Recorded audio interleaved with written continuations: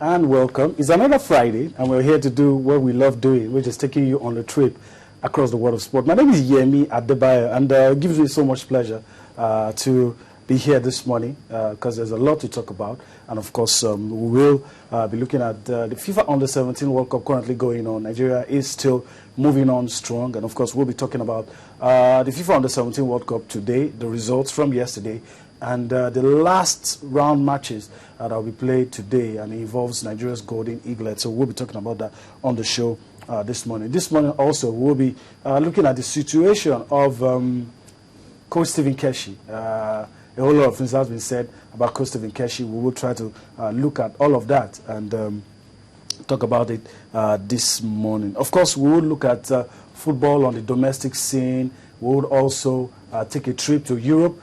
Look at the Europa League. We'll take some selected results. It was a good outing for English teams in the Europa League, so we'll be looking at that this morning. We'll also look at the English Premier League, look at the matches that we played this weekend, and of course, if time permits, we'll go across Europe, look at the big games, the big matches across the big European cities. So we will look at all of that on the show this morning. And in between all I've said, we'll also look at the papers. Let's see what the papers have for us this lovely Friday morning. And of course, we'll give you a slice of tennis in Istanbul. The ladies are currently sweating it out at the WTA championship. So we'll look at what went down yesterday and some of the matches that will be played today in Istanbul. Well, of course, I'm not alone on the show this Friday morning.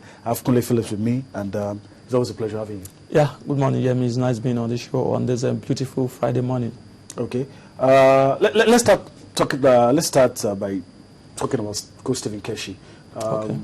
On Wednesday, when we heard some of the things attributed to Keshi, we didn't hear him say it in all fairness, but the comments attributed to him, some of us thought, I mean, that was not going to be the end. And yesterday, the NSC queried the NFF over Coach Stephen Keshi, and it's all about the unpaid salaries. Yeah, I think it's been a normal norm in Nigeria for quite some time right now. It's sad and disheartening to know that Keshi hasn't been paid after he actually won the Nations Cup, and that's way back in February. And of course, he didn't say it for quite a very some time. But of course, Aminu Mageri actually came out to say that it's really a fact that Keshi hasn't been paid, and it's good. Yeah, it's being owed to the tune of about 35 million. And of course, it's good that the Nigerian National Sports Commission are actually intervening in this, querying the Nigerian Football Federation. If they are, even if the Aminu Mageri as a person hasn't been paid for quite a long time, wouldn't they cry out? Okay. It's sad when you get, you know, when you work hard in your duties, you should get the reward. What is due? What has been agreed? Definitely. So I think it's good that the National Sports Commission have actually queried the Nigerian Football Federation. And Nigerian Football Federation said they're actually financially handicapped because of the fact that they are actually training. They use all the cash at their disposal to take the under-17, both male and female, on training tours and on national teams. And you know, you might say yes, they're actually on the right path because they are actually doing that. We can see getting the results. But of course, it's very important that they pay Stephen Keshi and all the members of the let's leave the unpaid salaries for a while and take a look at the man, what he has to do, what he has in front of him. Today, the home-based team is expected to travel. Later on, we will look at the busy schedule of Coach Stephen Keshi. But let's talk about the home-based Eagle. I mean, Keshi has a lot on his hands. You don't envy him right now. He's working for every kobo that is being paid. But the news is that the home-based Eagles will be jetting out any moment from now. Of course, they will be jetting out of the nation for Jordan for that all important. And friendly is a very important one because very crucial because the Jordan team actually they are using this game to actually prepare for their playoff. And of course, for the Keshi too, we are using this game to actually prepare for ahead of Enchan Cup of Championship that's slated for South Africa. It's a good one, and of course, we'll get to see. It's a way of actually exposing the players, most of the home-based players. We have some newly invited home-based players who will be a part of that team alongside some. The key thing for me, Kunle, is that some of these guys, if they play well, they will get a chance to fight for a place in the main Eagles squad. Absolutely. And this is what Keshi has to grapple with, his schedule. So just look at it. I mean, I don't envy him at all. October 28th, you have the friendly match, the one we just talked about, against Jordan. The World Cup qualifier, that's on November 16th against Ethiopia. The friendly, some days after that, the friendly against Italy. And of course, in December, preparation for the African Nations the championship. And of course, January, February 2014, Shan, it will take place. I mean, then of course, after all of this, I mean, it's not over. There's a the FIFA window in March. Of course, kudos to the NFF. We've always been playing friendly matches in those period. And immediately after that, you start thinking of the 2014 World Cup. So demand is really busy. Is very busy, and I hope that this and the fact that he hasn't been paid in over 7 months will not affect the performance of Nigeria when we take on the Ethiopians. And of course, it's a big busy schedule. I was saying it on Sport Tonight some couple of weeks ago that they scheduled the game when we're taking on the Royal Antelopes of Ethiopia on November 16, and we'll be dashing straight to England. That's a craving to take on. One thing you can't praise this administration for is that they've always taken advantage of it. It's definitely, and it's good. Yes, very good. It's very good. All right. Okay. Let's switch gears now. Let's move away from the senior national team and step down a little. Go to United Arab Emirates and talk about the Golden Eaglets. Well, the story really has been about Isaac's success. The fact that the tournament is over for him. It used to be a potent weapon.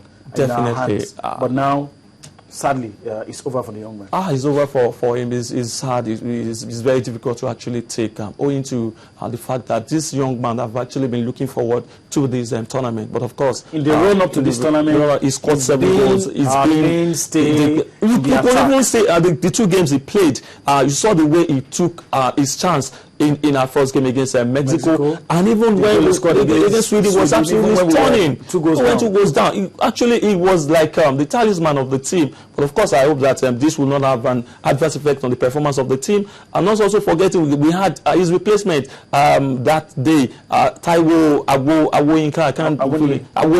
When he came in, he actually did very well as well. Got that goal, fantastic. Coach Manu Garba says, I have a lot of young guys that you've not seen. They will step into the shoes. But I hope the shoe is not bigger than them. Of course. Isaac's success has done a lot. We just hope that the team gets to do well. Well, just look at this. Isaac's success was involved in this, and just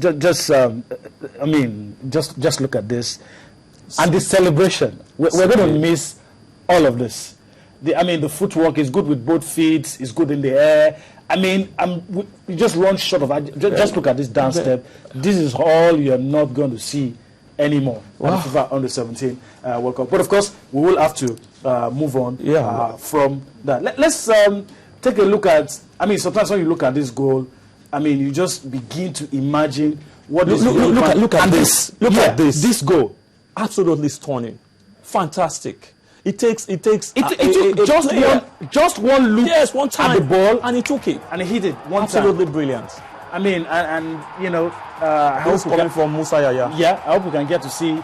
I thought we were going to be able to see the goal from the substitute, but it's a good Nigerian side. Very, very good. And we hope that they will be able to move on from here and do us proud. But like we always say, winning is a bonus at this stage. Definitely. I think where I really have my issues with the team is that the defensive department and also the goalkeeping department. Alan Pasu, the goalkeeper, hasn't been top-notch in this tournament, and also the defense have been making some big mistakes. But the transition from the defense to the midfield to the attack is so fantastic. Sweet. You could see their movement. To the eyes. It's fantastic build-up any day, anytime. Okay, let's take a look at some results from yesterday. It was a good outing for Africa yesterday. Two teams booked their place at the next round of the competition. So let's take a look at results from yesterday. Morocco defeated Panama 4-2, and of course Tunisia, having already qualified. Took their eyes off the ball and lost concentration.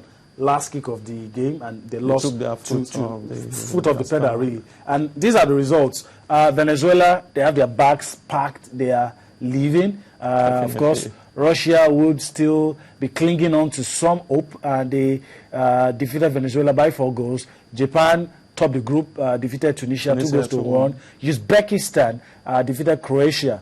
But the good thing for me, I saw a young man that looked like the future Luka Modric. But they lost 2-1. And Morocco defeated Panama 4-2. These are Thursday's results. Yeah, looking good for the African teams. And both teams have actually qualified automatically. Talking about the Tunisian team and also the Moroccan team is a good one. Also for the Ivorians who played them 2 days ago. Yeah. They've also, so it's going to be 4/4 for Africa. Definitely. Okay, let's look at today's fixtures. Our heart and minds with the boys, and that's it. Nigeria will take on Iraq, whipping boy of the group, 2 p.m. Nigerian time. That's when the match will be played, and of course, you would expect Nigeria